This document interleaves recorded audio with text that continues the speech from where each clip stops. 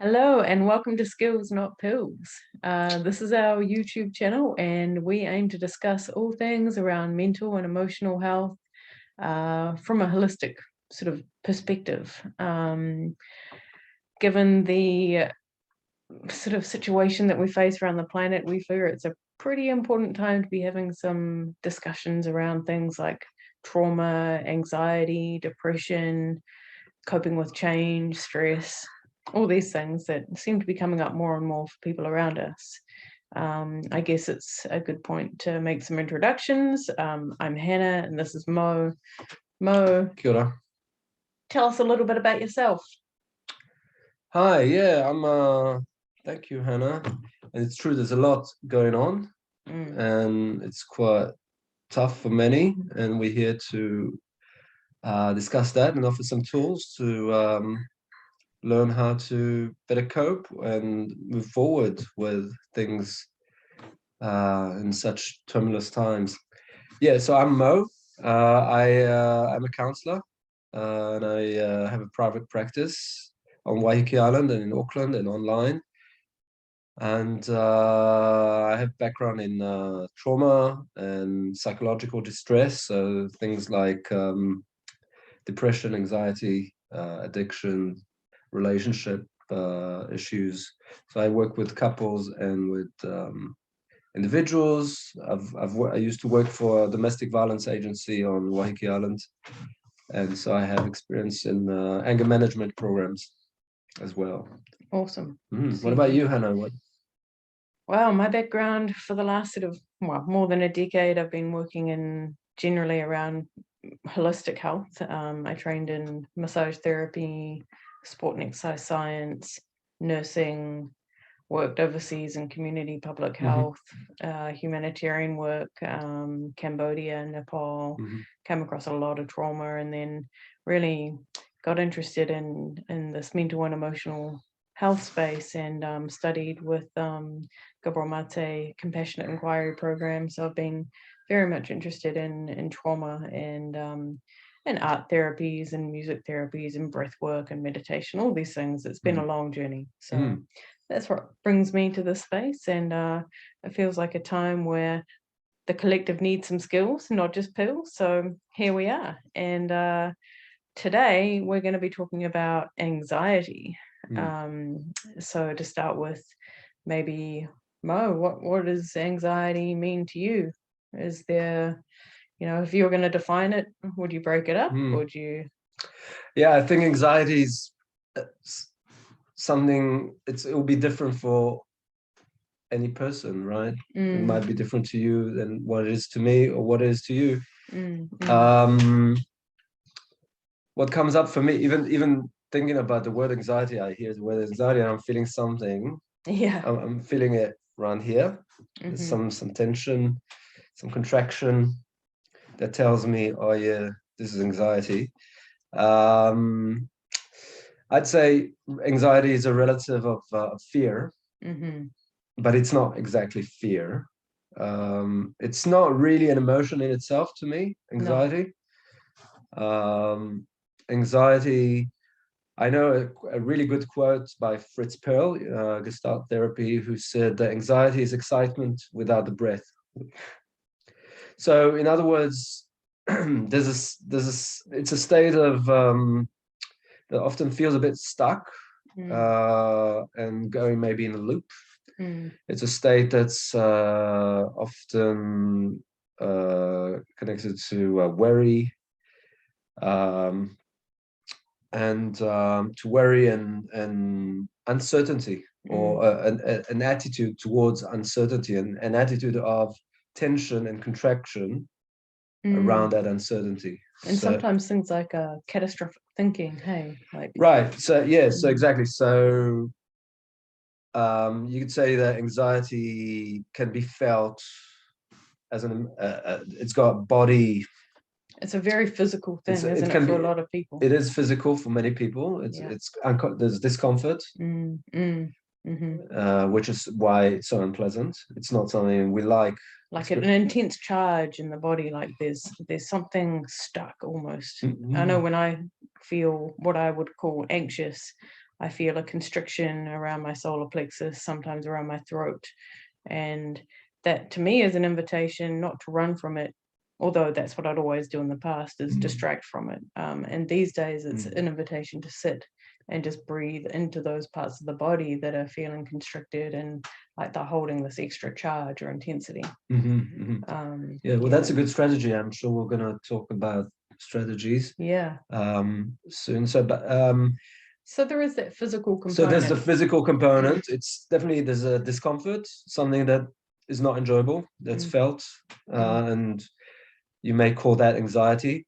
There's an emotional component of, or it could be caused by certain emotion and unexpressed or unprocessed emotion, unfinished business, a trauma. Could be, say, anxiety before public speaking or before something that's about to happen, and there's uncertainty around what will materialize, so feeling anxious about that. So, and then there's the cognitive side to it, thoughts, especially a very racing mind, worst case scenario kind of thinking. It can be focused about the future, what's going to happen, what if this or that worst case scenario materializes, that'll be terrible. Or it can be also self kind of beating about something in the past. I shouldn't have said that, I shouldn't have done that, now I'm worried that the outcome may be this, the same. So focusing a lot on past choices and or things that have happened, or that's happened to me, now I'm buggered, now I'm broken, and what's going to happen, and again, what's going to happen, oh no, that uncertainty. So that these are the three domains of the physical, the emotional, and the cognitive. And although it's helpful to look at those three domains, I'd say that working on each of those ones separately would improve on the other two. Yes. Or it will have an effect, a flow-on effect on the other two. Yes, for sure. I know, like with some of my patients and clients in the past, a lot of anxiety has even come from physical things like chronic pain, insomnia, and people just have, after a while of suffering, people develop a belief, I'm never going to get better. And one thing plays into another. So if you can change some lifestyle things, like even stimulants can be a big problem and create the symptoms of anxiety all alone. Absolutely, yes. Taking too many stimulants, if you have a lifestyle of a lot of caffeine or sugar or any other stimulants you may be using, it creates a level of, like I said, that excitement, which is not coupled with breathing or with presence or with awareness, and at some point it reaches a threshold of, it's felt now, oh, I'm feeling anxious, and there's not an actual reason for it.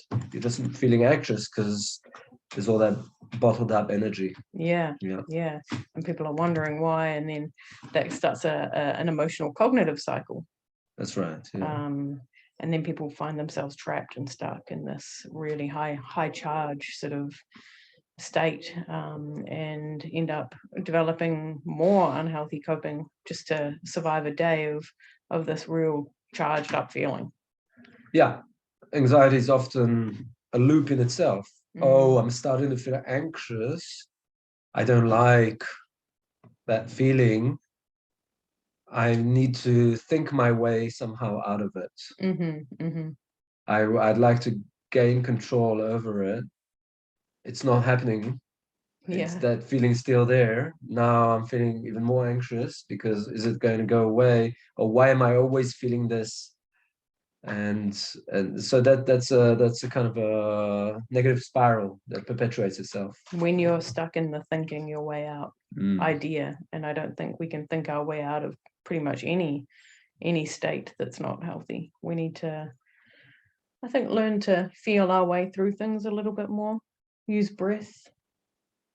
Yeah, So thinking has a very limited, it's not completely futile. No. But trying to think your way out of a state that's already physical and emotional, and just using the thinking, which we call a top-down approach, will have a very, it's not futile, but it's a limited kind of short term effectiveness. Yeah.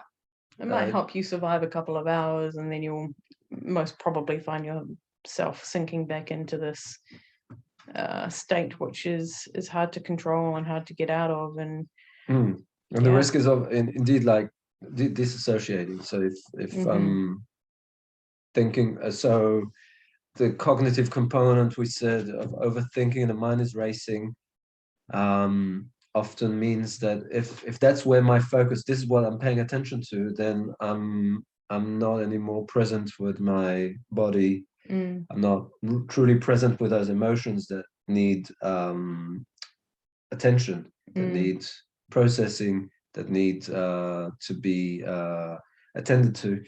Instead, I'm just going into a deeper frenzy. It might end up with a panic attack. Some people get into a panic attack at some point. And so, yeah, you're right that a wise approach would be to, rather than top down, meaning like trying to think my way out of this, there's the bottom up approach, which speaks to the vagus nerve. So the vagus nerve is like it's a very long nerve that starts in a central nervous system in the brain, but goes through different places in the viscera, through different vital organs, which explains why anxiety often is felt in the gut, and in different places in the torso. And also why gut health is so important. Hey, like if you're anxious, just taking a moment even to think, what have I eaten and consumed today?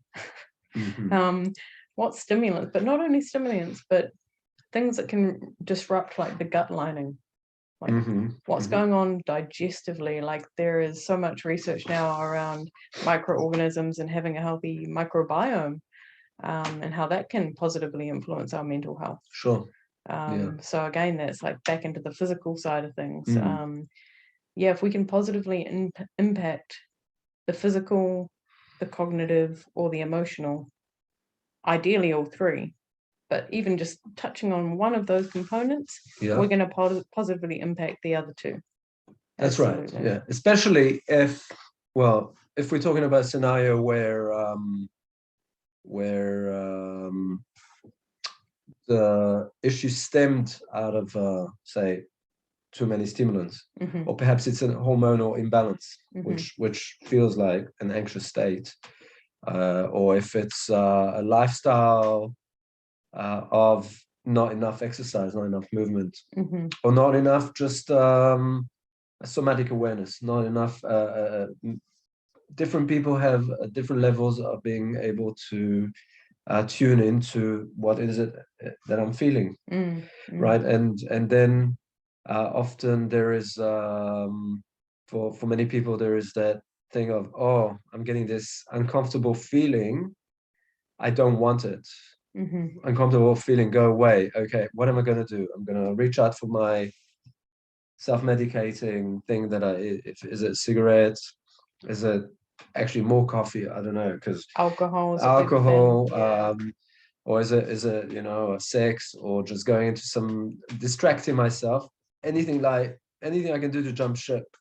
I don't want to be in this here and now with my body, with whatever is going on, because it's uncomfortable. And in many situations, all that we need in those moments is to literally give the body what it's like. If you think about it, it's obviously asking for attention.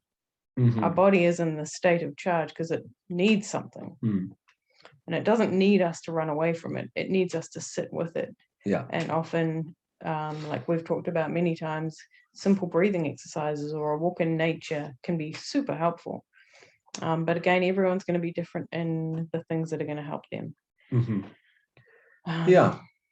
Yeah, that's right. So I think it's quite helpful to look at those three domains as a good map for where to start.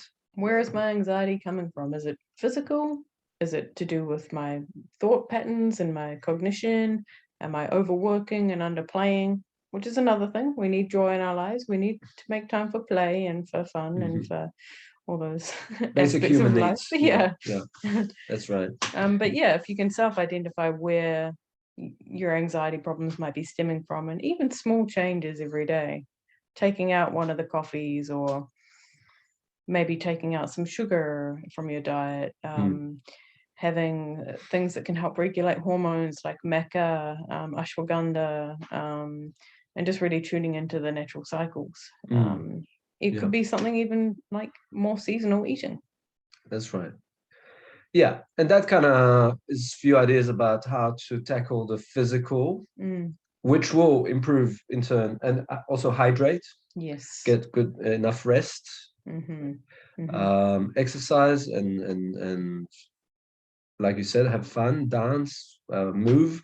Movement is important to get out of a stuck loop. And it can help discharge that nervous energy in a healthier way than what most people seem to do. Any kind of creative outlet can be like a discharge. Yeah. So if we're looking at that's the physical, which will improve on the other two. But if the anxiety stems from an emotional, an unaddressed emotion, an unacknowledged emotion, then the work would be, it could be that also I'm overwhelmed because something has happened, experience of loss, loss of someone, or a relationship, or a job, or and there's a lot of that going on at the moment. There's too, so much eh? going. There's so much of that going on. Transformation. Yeah. And then there's a lot of feelings associated to that. I'm feeling scared. What's about the unknown. The unknown. I'm feeling sad about the loss. I'm feeling angry that because of the unfairness of the situation. I'm feeling frustrated and so on. But there's so much of it that it might be a bit overwhelmed, and that translates into just a general anxiety and where to from here. And I think many people are dealing with that. Then if that's where it's at, if the domain is more the emotional, it's about having some clear and healthy boundaries, creating boundaries, saying no to things that I need to say no to. Yes. Learning to do that is very important. Loving yourself enough to say no. Loving yourself enough to say no. And addressing those parts that need to be addressed in terms of if that's an unfinished business, some trauma that's unaddressed, maybe it's be wise to look at that, perhaps with the help of a therapist, or journaling. Journaling's beautiful. So that's about the emotional. And if it's an overthinking, what do you reckon, Hannah? What's your go-to when it's about overthinking? Yeah, I enjoy a meditation practice when I know my mind is in the monkey mind sort of state. Yeah. And I will personally go to nature, find a beach or some forest, and just try and breathe through it. Overthinking. If I'm too in my head, I will remind myself to go more into my body and to just allow the sensations, no matter how uncomfortable they are, just to exist without making them wrong or right, but actually not being so afraid to sit with them. So in the past, I've always run from them through many means of distraction, and many different addictions and habits and just ways of getting out of the body. And I think these days, getting into the body, some simple breath work, that can be a powerful thing. And not being too stuck on needing to control or needing to have an outcome. Learning to accept the present moment for what it is. So that can be very scary. That can be scary for many people. Oh, definitely. And it does require a certain level of courage to be in the here and now. for many, that the overthinking is a mind that's not very trained at focusing on what it is that I want to focus, rather than whatever the mind, wherever the mind is taking me. Yeah. And in that situation, a simple breathing exercise can be really useful.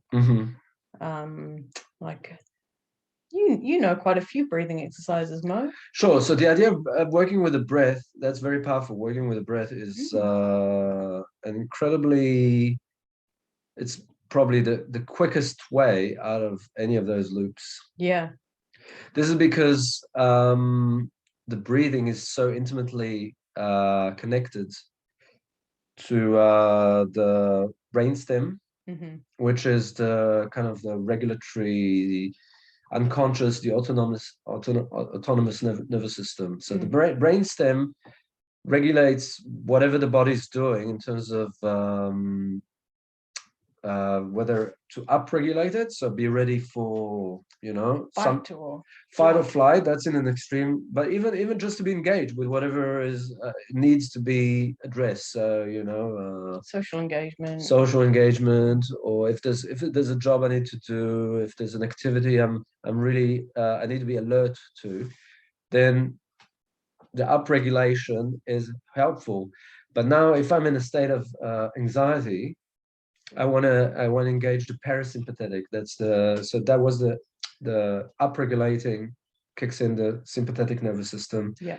Which is and that happens with, you'll see naturally when you're alert or feel threatened, there's a tendency to take lots of inhaling fast. Short, shallow breaths. Short, shallow breaths, and it's focused on the inhalation, because the body is now needing, or it thinks, it interprets the situation as though it needs fuel to get ready for the muscles, for the limbs to take you out of the situation.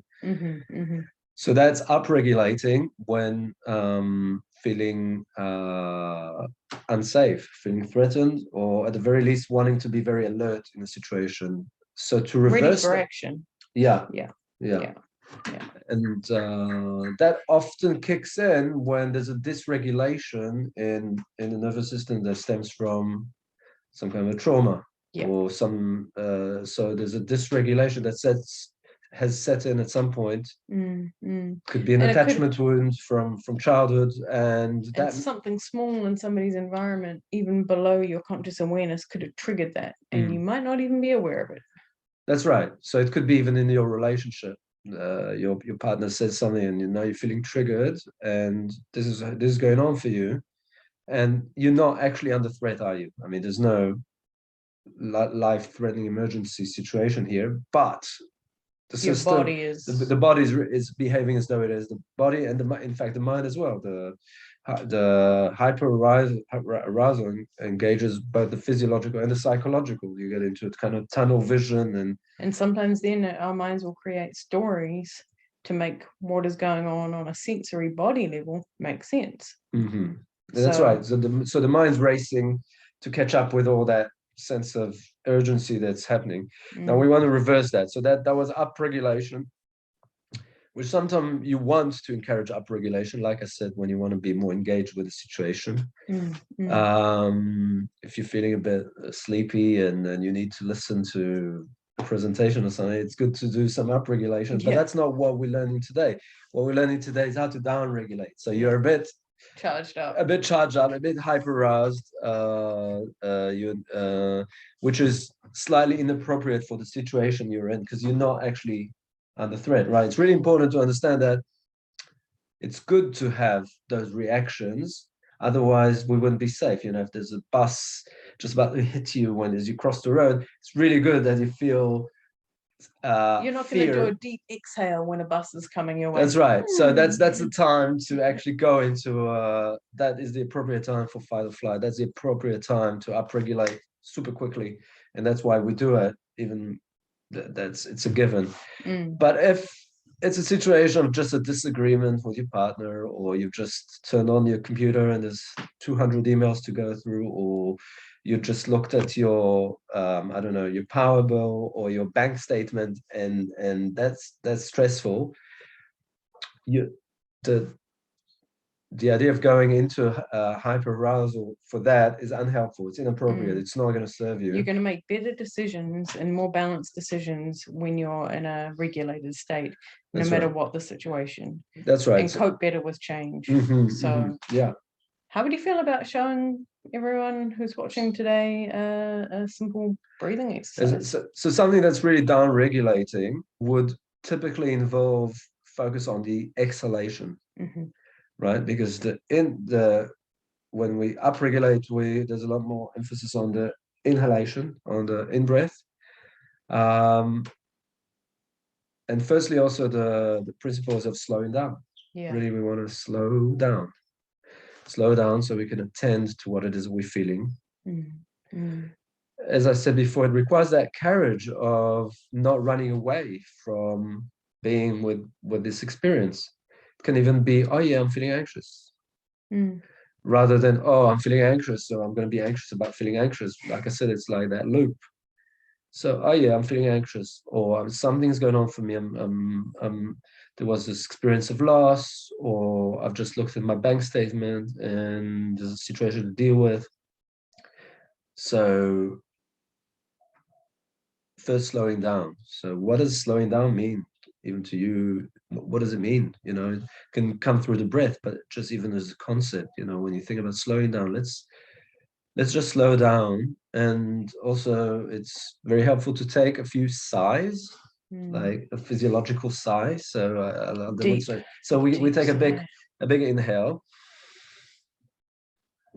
That's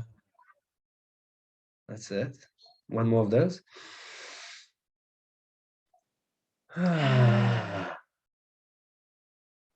So when you sigh this way, basically you are signaling to your nervous system that you are safe. No one ever sighs like this when they're under threat. Sighing this way signals to the body that you are safe, that you are in a state that allows for slowing down. Sighing is a good opening for slowing down. So invitation for you when you want to work with stepping out, sidestepping anxiety, starting with a few such sighs. You can do 3 or 4 or 5 of those, really good. And following that, you can do a really nice breathing exercise, which the point of that is to put some emphasis on the exhalation. And the longer my exhalation is going to be, the more relaxed my body mind goes into, right? Yeah. And the way we're going to do that, we're going to keep a count of 4 for inhales. Sure. We're going to hold the breath for 7 seconds after the 4 seconds. So 1, 2, 3, 4, inhale, hold 7, and then the next exhale is going to be 4.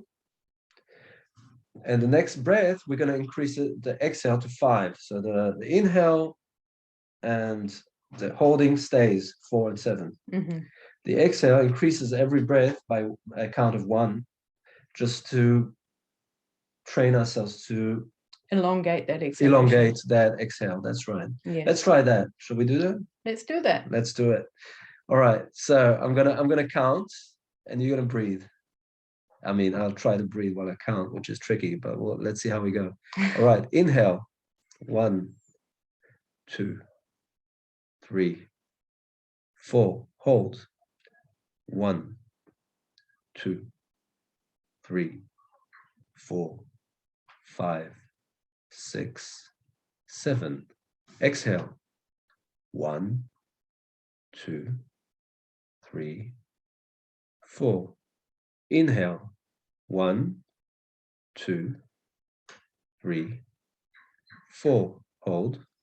1, 2, 3, 4, 5, 6, 7. Exhale. 1, 2, 3, 4, 5. Inhale. 1, 2, 3, 4. Hold. 2, 3, 4, 5, 6, 7. Exhale. 1, 2, 3, 4, 5, 6. Inhale. 1, 2, 3, 4. Hold. 1, 2, 3, 4, 5, 6, 7. Exhale. 1, 2, 3, 4, 5, 6, 7. Inhale. 1, 2, 3, 4. Hold. 1, 2, 3, 4, 5, 7.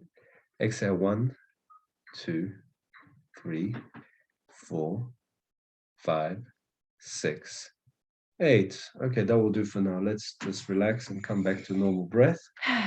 What are you noticing? Yeah, and in the beginning, I noticed how much tension I'm actually carrying through my shoulders and how shallow my normal breath is. Yeah. And that just shows me like I don't generally consider myself an anxious person, but wow, like breath, it's powerful, and how challenging it is to really extend that exhalation. But yeah, so the exhalation has to be slow and measured. Yeah. For that to be possible. But I definitely notice a difference now. Like I feel much more in my body, and like there's a few parts of my body that just almost asking for a little bit of movement, a little bit of a little bit of a wiggle, and some more awareness of what it is that your body needs. Yeah. Right. Yeah. So that's the thing. Turning our attention inwards is another signal to the body mind that we are safe. You are not, when you are alert and ready for an attack or fight or flight, it is a state where you're mostly outwards. Yeah. So that's a sympathetic nervous system, very alert towards whatever is coming at me from the outside. Paying attention to my inward world, which is in this case the breath, signals to my body mind that I'm safe. And the parasympathetic nervous system kicks in. That means rest and digest kind of mode of coming back to awareness of what it is that I need, what it is that my body needs, what it is that I'm feeling, what is it that's actually going on for me truly, and not when I'm not disassociated into catastrophizing thoughts, if that makes sense. Yeah, yeah, totally. I think that hopefully that gives you guys some tools, because we really aim to put videos out on this YouTube channel with some tools, and hopefully some tools that you can share with people that you care about. And if you know of anyone who is suffering with anxiety or catastrophic thinking, then maybe you can send them this way. But what do you think, Mo? Is this a good time to kind of wrap up today's video? Is there anything else you would like to leave the audience with? Have we covered everything that we want to cover? I think that's a good little fundamental discussion on anxiety. What is it? What are the main kind of domains or aspects of it? So we've kind of talked a little bit about the physical, the cognitive, the emotional aspects. Hopefully we've given you guys some tools or a few ideas on how to deal with anxiety when it comes up in your body. And really the power of slowing down and looking within. It does require some courage. So for example, if your pattern currently is, I'm feeling anxious, I'm gonna reach out for I don't know, whatever it is, the vape or whatever it is that you're reaching out to kind of immediately address that discomfort. how about in small steps? You don't need to transform it today, but small habit steps, just have the courage to be 1 or 2 or 3 more seconds with what is going on for you, slowing down, trying some down regulating breath, and then reach out to your thing, and perhaps it will fall away. And if it doesn't, at some point, be compassionate to yourself. Mm. We're all kind of walking each other home in this life, and Yeah. there's no need to self-flagellate if you can't break that habit, or just notice, be curious. What is this habit or way of coping with this anxiety giving you? Where did it first come from? How That's can you be another kind to it? discussion, I think. Well, yeah. So that's a rabbit hole you can It's go a big to rabbit into hole. where that's you're talking about the emotional of the unfinished business. Where does it come from? Trauma. We'll do another talk on attachment wounds and Attachment versus authenticity, beliefs, emotions. yeah. We've got lots to talk about.